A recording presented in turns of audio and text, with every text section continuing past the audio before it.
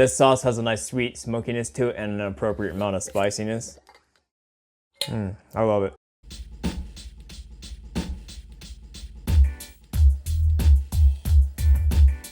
Yo, what's good, man? I'm Logan. I'm gonna walk you through step by step on how to make a delicious cherry chipotle barbecue sauce. This sauce is as easy as it gets when it comes to making homemade barbecue sauces. So the ingredient list is really simple for this. You have 2 teaspoons each chili powder, paprika, 1/4 cup of raw cane sugar, tablespoon of molasses, 1 teaspoon each black pepper, freshly ground, and kosher salt, 1 cup apple cider vinegar. You have 1 cup of ketchup. I'm using 6 small garlic cloves. You could use 3 large ones. 30 cherries. Now, cherries, I've made this sauce both with frozen and fresh cherries. So if you're making this during the time of year that you can't get fresh cherries, you could definitely substitute frozen, and this sauce will be absolutely amazing with that. I'm gonna use an entire 7-ounce can of chipotles with the adobe sauce, 1 lime, and that's it. So towards the tail end of the video, I'm gonna show you my favorite way to use the sauce, which is just a baked chicken breast that has a nice sweet rub on it. So I'm gonna show you my recipe on the sweet rub, and then I'm gonna show you how I like to dress the chicken with the sauce. I mean, you could bake it, you could grill it. I've done it both ways, and it's both just fantastic. So the only other equipment that you need to make the sauce other than a stock pot is a blender. I love using my immersion blender. It's just quick blitz on that, and you're ready to rip on your sauce, right? As far as the cherries are concerned, if you're using fresh, you obviously want to give them a wash and then yank that stem off, cut the cherry in half and remove that stone, and then just kind of move on to making the rest of the sauce. So very carefully, you grab a paring knife and cut that cherry right in half. Remove that stone, then put each piece of cherry into the stock pot. Now you want to grab the 1 cup of apple cider vinegar and put it into the stock pot along with the cherries. We have 6 small garlic cloves, or you could use 3 large ones. Give them a smashed on the cutting board, remove the outer paper layer, cut the root end off the garlic, and give the garlic a rough chop. You don't have to be very precise with your chop because the garlic's going to get pureed with the sauce anyway. Place the garlic into the stock pot with the cherries and the apple cider vinegar and crank the heat all the way up to high and bring the vinegar up to a simmer. Once it does come up to simmer, simmer it for about 10 minutes until the cherries become nice and soft. Once the cherries are nice and soft, go ahead and lower the cooking temperature to medium-low. Now we want to add the spices. We have 2 teaspoons worth chili powder and paprika, 1 teaspoon of freshly cracked black pepper, 1 teaspoon of kosher salt.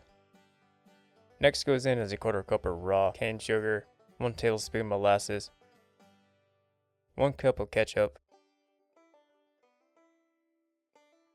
Now you want to zest the entire lime. I like using my microplane, but if you have a cheese grater that has a zester side on it, that will also work. And then go ahead and juice that entire lime into the stock pot as well. Now once you have all your ingredients into the stock pot, go ahead and keep simmering this on medium-low for about 30 minutes. You want all those ingredients and those flavors to really meld together. So after about the 30 minutes, go ahead and use your immersion blender, Haier Power Blender, NutriBullet, whatever it is that you have to blend up the sauce.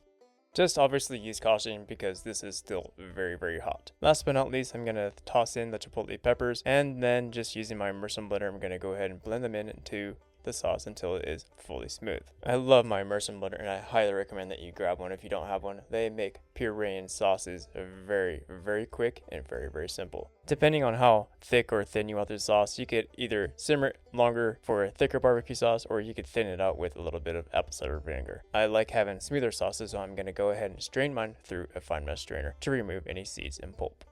I like using my small ladle to very gently work the sauce through the fine mesh strainer. You don't want to be too heavy-handed with this because you can force the pulp through the fine mesh strainer, where I want to have a very smooth barbecue sauce as the finished product. So you definitely don't want to throw away this pulp. You could toss it into a very low temperature oven, dry it out, grind it up, and mix it with some salt for a delicious homemade seasoned salt.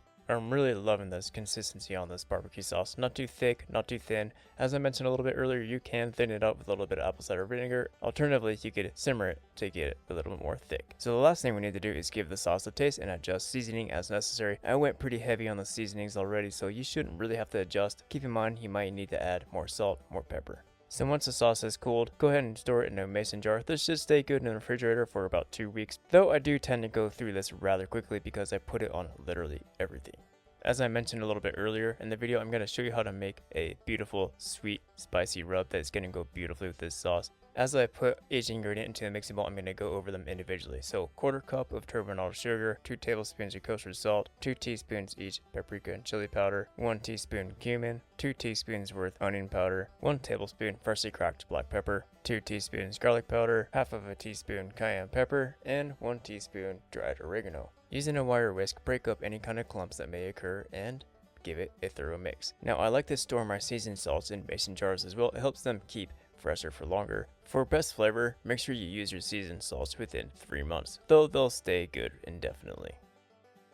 Now for the chicken, I have 1 8-ounce piece of chicken breast I'm going to season liberally on both sides with this newly made sweet and spicy seasoned salt. Put your seasoned piece of chicken breast onto a parchment lined baking dish and drizzle a little bit of oil on top of it. Toss it into a preheated oven, and that's going to go for about 20 minutes until it reaches an internal temperature of 150 degrees. Pull it from the oven and brush quite liberally with some of that beautiful cherry chipotle barbecue sauce that we just made. And then you want to toss it back into the oven for an additional 10-15 minutes until the internal temperature of the chicken breast reaches 165 and you get that sauce nice and beautifully caramelized. I love this sauce. It has a beautiful balance of sweet, smoky, and spice.